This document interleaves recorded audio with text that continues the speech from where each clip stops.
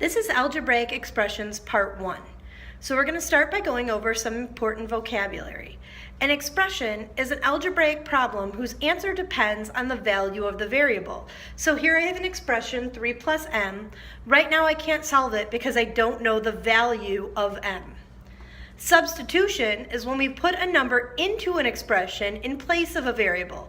So if I'm told that m equals -6, I can now place -6 into my expression in place of the m, and I can solve and get an answer of -3.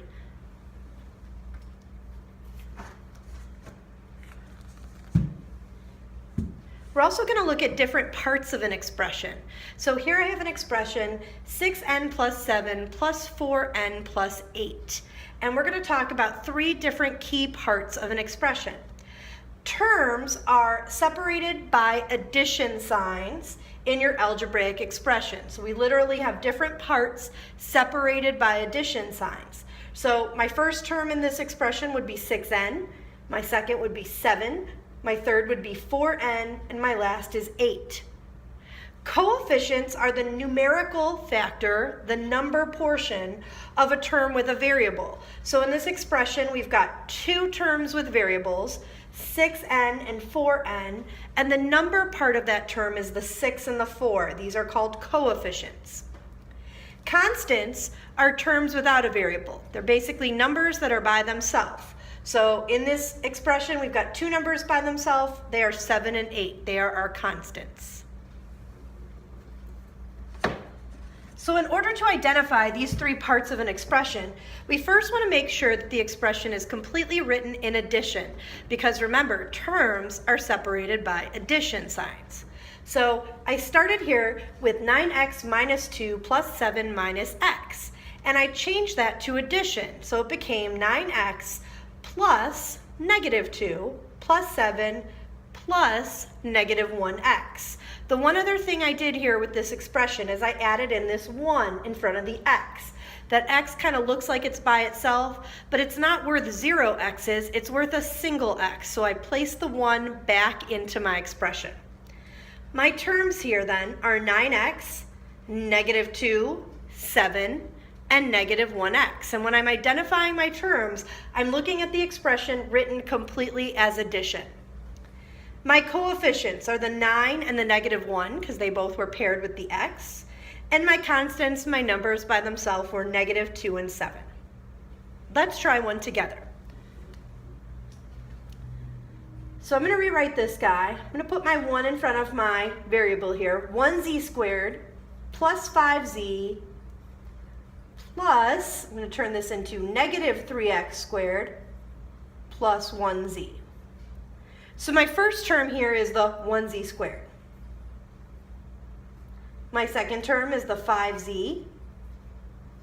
My third term is the -3x squared. And my last term is the 1z. In this expression, every single number is paired with some variable. This guy's paired with a z squared, this one's with a z, this variable is x squared, and this one is z again. So all of my numbers are coefficients. So in this case, I've got no constants.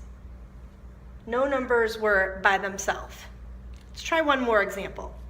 So we're starting here with 2r squared plus 7r minus r squared minus 9. So first thing I need to do, change this guy to addition. So 2r squared plus 7r, here's where I start to make changes, plus I'm going to make this negative, and I'm going to put the 1 in, 1r squared plus -9. So my terms are 2r squared, 7r, -1r squared, and -9. 3 of my terms are with variables here. I've got 2, 7, and -1 that are all placed with an r or an r squared. So they are my coefficients. I only have one number by itself, one constant, and that is -9.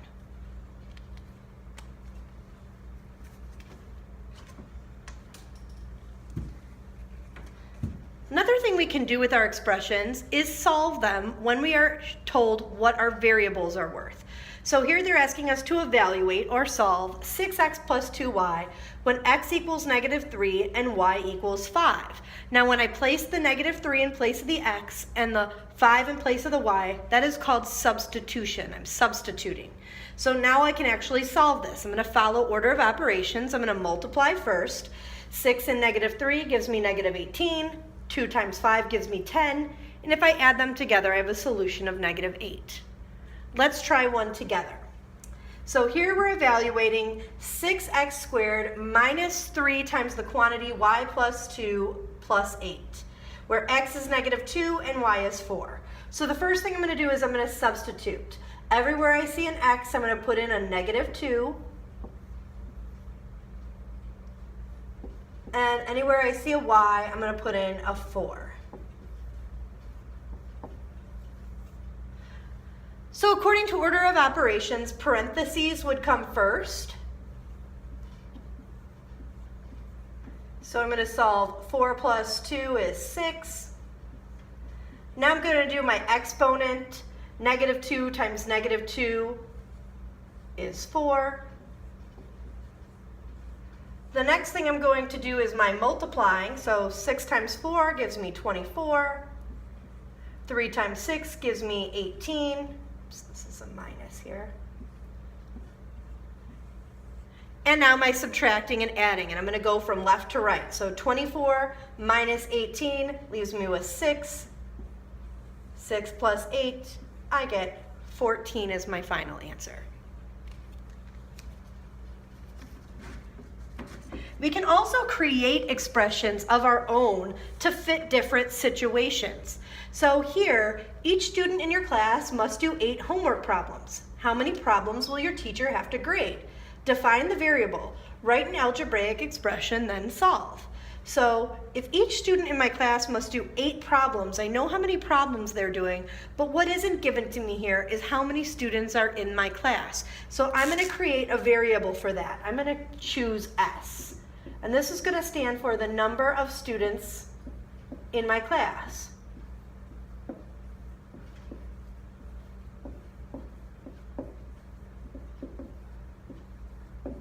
When I choose a variable and I say what the variable is worth, this is called defining the variable.